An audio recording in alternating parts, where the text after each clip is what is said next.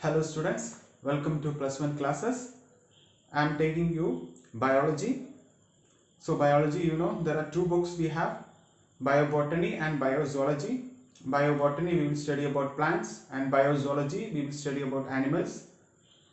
And in biobotany we have total 5 units.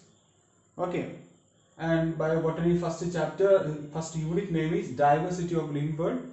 In this unit we have two chapters, living world and plant kingdom. Okay, so in this living world chapter we will study about what are the attributes of living organism and virus and some microorganism like bacteria and fungi. Okay, and some details about different types of classifications. So already our earth, the only planet which has life. Okay, so after Big Bang theory so many galaxies and so many planets also formed, but we only know that earth, this planet only has life. So around 4.6 billion years ago it was like a hot planet. Then years after, millions years after, what happens? The single life form started, in very minute life form started, and after constant evolutionary process, now we are in this stage like humans, advanced animals, humans and other plants and microorganism, other animals also develop. Okay, so till now around 8.6 million species are estimated in this earth. But the estimations are far beyond this 8.7 million. We have to identify so many other species also. So this diversity of living organism is huge in case of Earth, in this biosphere. Biosphere means where these living organisms, things, they are found on the Earth. Okay. So my first question, what is living? So for example, this is chalk. Can you call this as a living organism? It has to follow certain attributes or characters. If this chalk, if these attributes are applicable to this chalk, then we can call them as living organisms. Okay, so let's check what are the attributes of living organism. So any object, if that follow these attributes, these characters, then we can call them as living organism. So first of all, what are those characters or attributes of living organism? The first one I have listed here: growth, cellular structure, reproduction, and response to stimuli, and homeostasis, and finally metabolism. Okay, so first we are going to deal with growth. Okay, so you observe yourself also. When you are like a 1 year baby, you were like this. When you are at 5th standard, you were like this. And at the 10th standard, you were like this. So what happened? That means growth. But you observe mountains, Everest, day by day. These mountains also, they are also growing. Okay, so what type of growth is observed in non-living things? These mountains and other rocks, they are also growing. Okay, that means they are non-living things, but they are also growing, and we are living things, living organism, we are also growing. Okay, so what type of growth is that? What is growth in case of living organism, and what is growth in case of non-living organism? So growth alone we cannot take as a attribute of living organism. Okay, So in case of living organisms,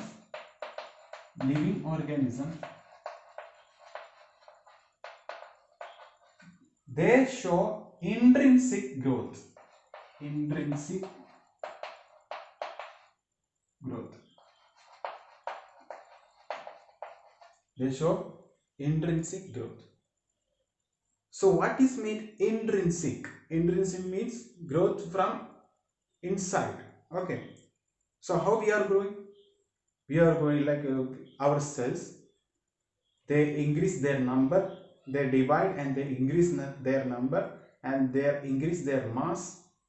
That is the growth observed in living organism.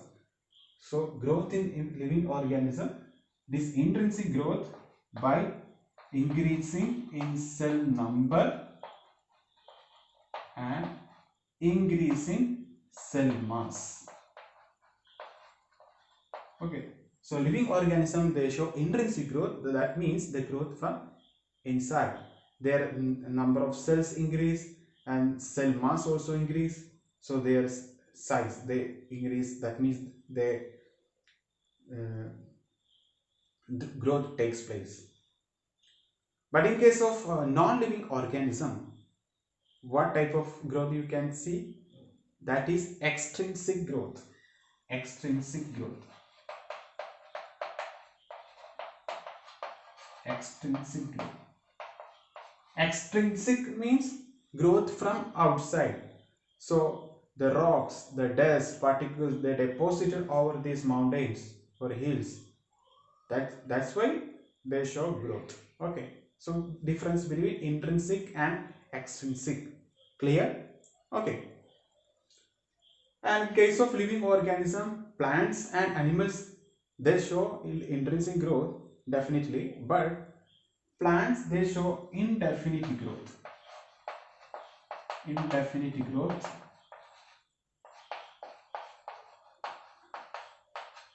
And animals they show definite growth.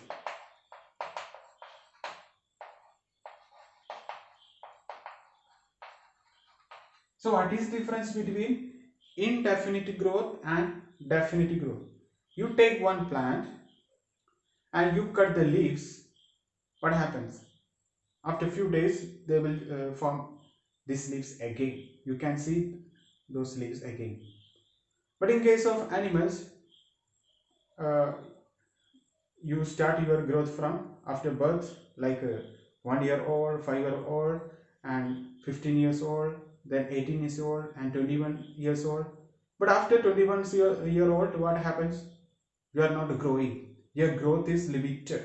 So in case of animal, they show definite growth. After some period of time, they show growth. Some period of time they show growth. After that period, they do not show growth. But in case of plants, they show indefinite growth.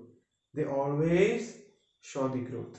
Okay, that is a difference between indefinite and definite growth.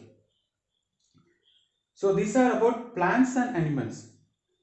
They are not only the living things. We know microorganisms. Very small microorganism. We cannot see them with our naked eye. What about them? What is the meaning of growth in case of this microorganism? Let's check. So microorganism, the growth in case of bacteria or microorganism simply by cell division. Okay, so they divide and they form new bacteria or new microorganism and they increase the daughter cells. That is the growth in case of microorganism. And by cell division they increase the daughter cells. And also cell division is also applicable in case of reproduction. Okay, so bacteria, how they divide? By cell division they form new daughter cells. How they grow? They divide the cell and they form new daughter cells. So in case of bacteria, Growth and reproduction, they are inclusive events. Both are look like same. Okay. So that is in case of growth. Okay. Then coming to cellular structure. So I believe everything clear about growth. So next we check next attribute of living organism. What is the cellular structure?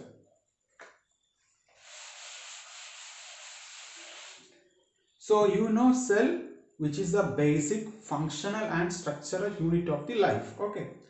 So basically there are two types of organisms. In case of living organism, they are classified into two types according to cellular structure. What are those? Prokaryotes and eukaryotes. Okay. Prokaryotes and eukaryotes. What is meant by prokaryote?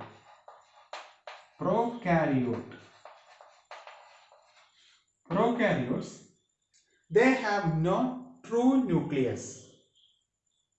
That means they have no well-developed nucleus and membrane-bound cell organelles like mitochondria and endoplasmic reticulum.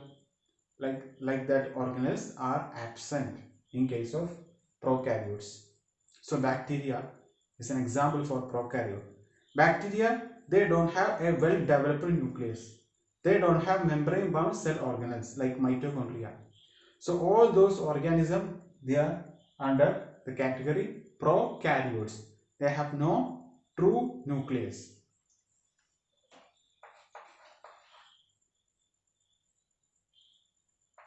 No true nucleus. No membrane bound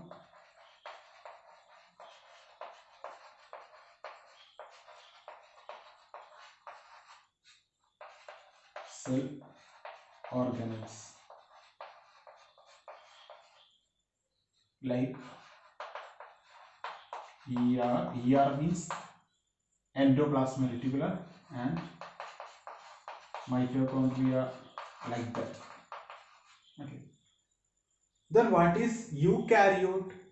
Eukaryote means they have true nucleus. U means true. Okay, karyotes, the word related to nucleus. So eukaryotes, they have true nucleus and they have membrane-bound cell organelles like mitochondria, chloroplast, endoplasmic reticulum, etc. So eukaryotes, they have well-developed nucleus. They have true nucleus. So plants and animals, they are under the category of eukaryotes.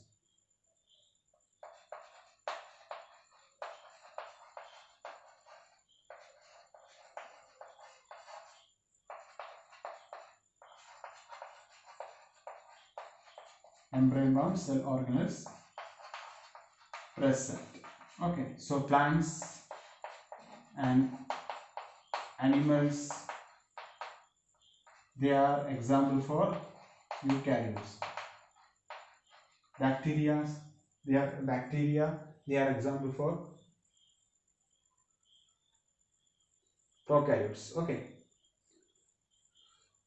So we discussed about growth and cellular structure. Next attribute of living organism, reproduction. Okay. So I think cellular structure is clear. So basically there are two types of organism based on cellular structure, prokaryotes and eukaryotes. Prokaryotes mean they have no well-developed nucleus or they have no true nucleus and they have no membrane-bound cell organelles like endoplasmic reticulum, mitochondria. And eukaryotes means they have true nucleus and they have membrane-bound cell organelles present like endoplasmic reticulum and mitochondria. So next, reproduction. Reproduction.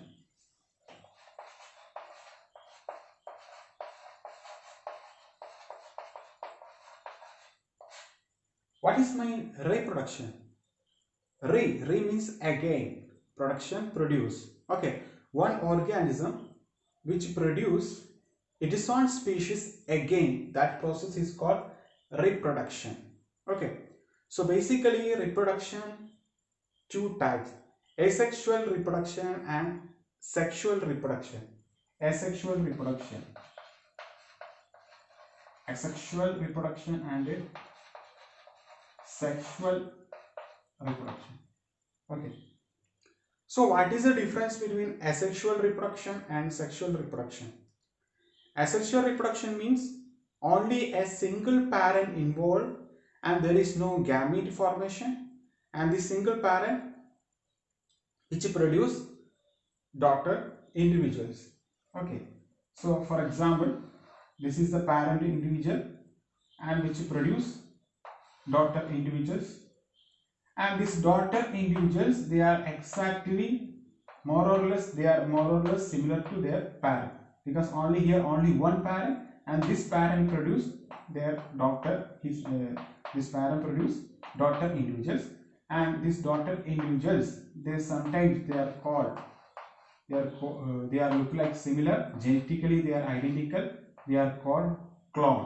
Okay, so in asexual reproduction there is only one parent and this single parent that produce daughter cells, and those daughter cells, and in this case asexual reproduction, there is no gametes. This parent, they do not form the gametes like a female gamete and male gamete, because only single parent present here. Okay, so there are different types of asexual reproduction present in case of living organisms. Like for example, conidia formation in fungus Aspergillus.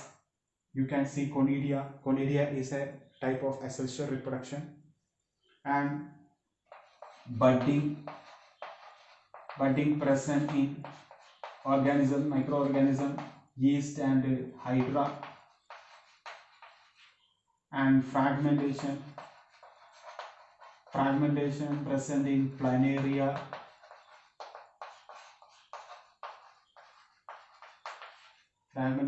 budding, and binary fission, another type of asexual reproduction. These are asexual reproduction.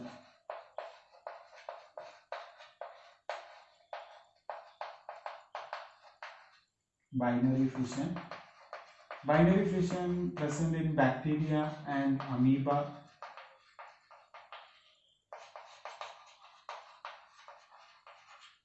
Okay, and also protonema present in mosses are plants. Mosses, protonema present. So these are different types of asexual reproduction. Here only one single parent involved in this type of reproduction, and they produce genetically similar daughter individuals. And you know worker bees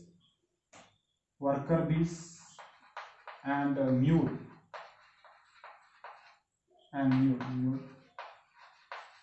the cross between horse and donkey, they form this animal mule. Okay, so these worker bees and mule, they are sterile, they cannot perform reproduction.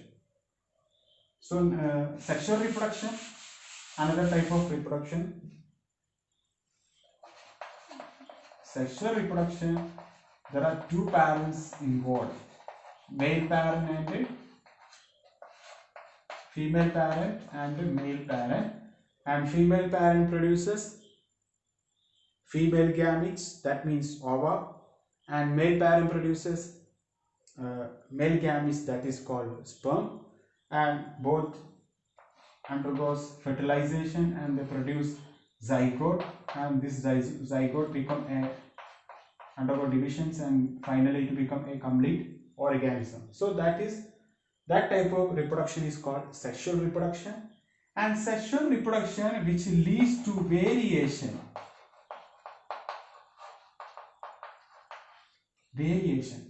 What is meant by variation? Variation means, if for example I am not similar like my parent, my father, and my father is not that much similar like my grandfather. So I have some characters that is not present in my father. My father has some character that is not present in my grandfather. Okay, so that is a variation. The characters, the difference, the variation means the difference in characters present in some characters that is not present in father but present in daughter or what even children, that is called variation. This variation is the result of sexual reproduction. In case of asexual reproduction, only one single parent involved, and this single parent undergo reproduction. The daughter individuals, they got the same genetic material from single parent and they are look like similar. But in case of asexual sexual reproduction, here female parent involved and male parent involved, and their genes are combined. That means recombination takes place in case of sexual reproduction. This recombination, male parent DNA we got, female parent DNA we got, and it undergo recombination, and this recombination lead to variation. So some characters we the daughters or daughter individual, they show some characters that is not present in parent, that is called variation. So sexual reproduction which leads to variation. So clear about variation? Okay. Then next we are going to discuss with response to stimuli.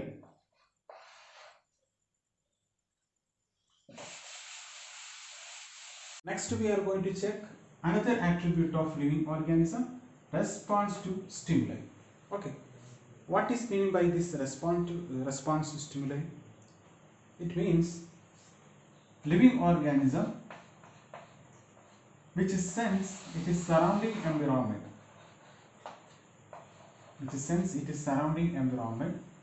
and responds to various physical, chemical,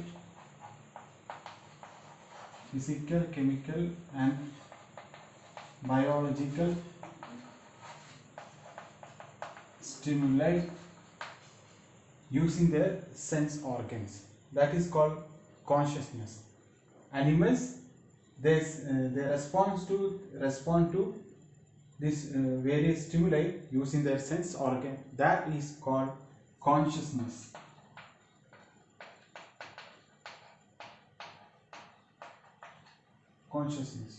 So I know this is chalk. How? Because the light from this chalk come into my eye. Okay, so the light, that light is the physical stimulus that is coming from this chalk and it reaches to my eye. So my eye sense this is chalk. Same like sound is also another stimulus. You hear my sound. Okay, so it reaches in your ear, another sense organ. So how you respond? You understand what I am saying. So only living organism, they show this consciousness.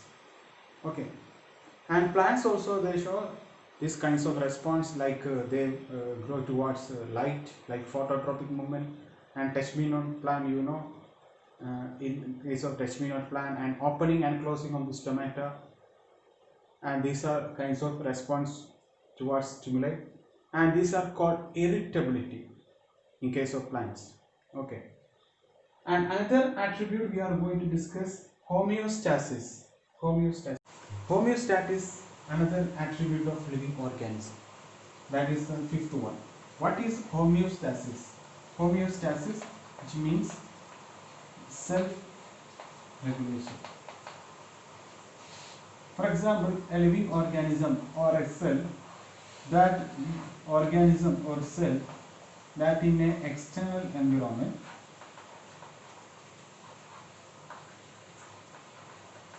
that organism or cell is in an external environment. This is external environment, this is the cell. This cell has to survive in this environment, in this external environment. So what they will do? They will do homeostasis. This cell will do homeostasis. What it is homeostasis? This cell will keep a steady state in its internal environment. It has to keep it has to maintain a balance in its internal environment. For example, the cell always keep a optimum pH for its function.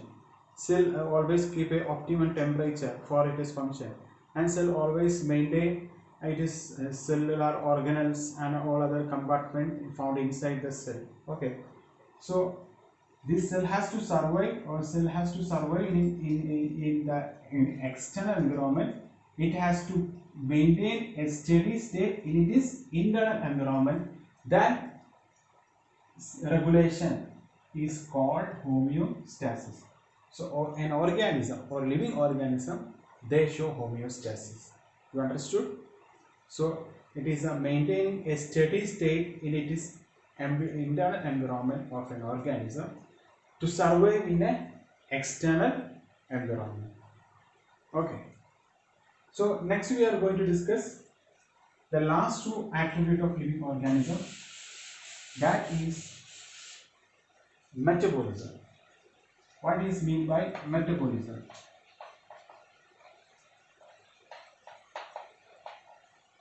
Metabolism, the total chemical reactions takes place in cell.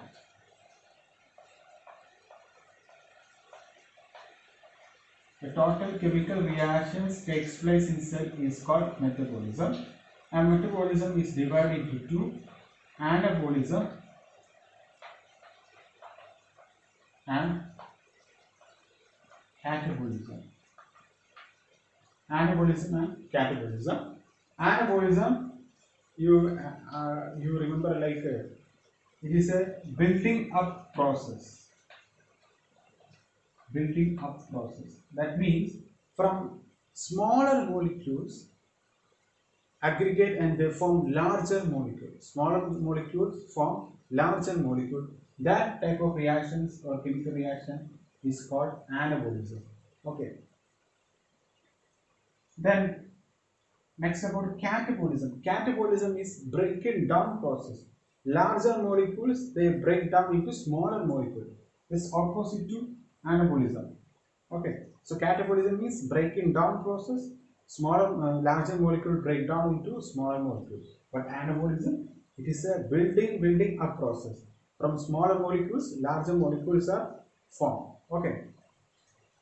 Then next, for example, for anabolism, proteins are synthesized from amino acid. Proteins are synthesized from amino acid. So amino acids are smaller molecules.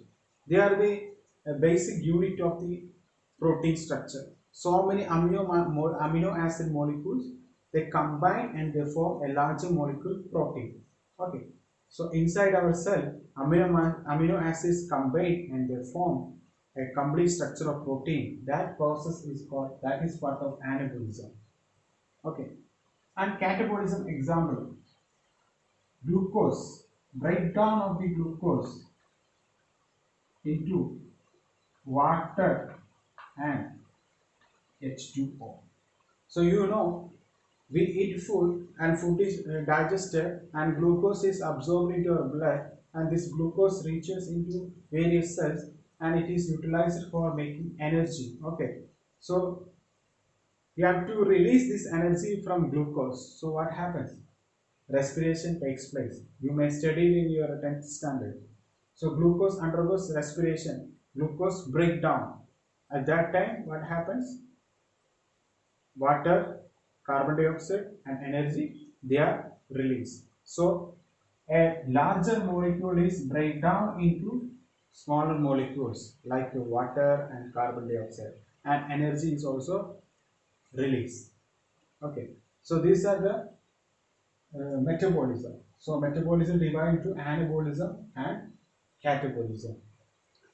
So these are the main things you have to keep in mind. These are the attributes of living organism. So we discussed about attributes of a living organism. What are those? Growth, cellular structure, reproduction, response to stimuli, homeostasis and metabolism, and other attributes also there like nutrition, and respiration and excretion. These attributes also shown by living organism. Okay. So in this chapter we have to, next we have to deal with virus. Virus is always like a question. Virus is like uh, act as both living organism and also act as non-living organism. It is stand in between living and non-living. So in next class we will discuss about virus. Okay. So today we discuss about what are the attributes of living organism, and what is growth, and what is reproduction, and what is cellular structure, and what is response stimuli, and what is homeostasis, and what is metabolism. Okay, so you revise and read your textbook. Okay, so see you in next class. Bye bye.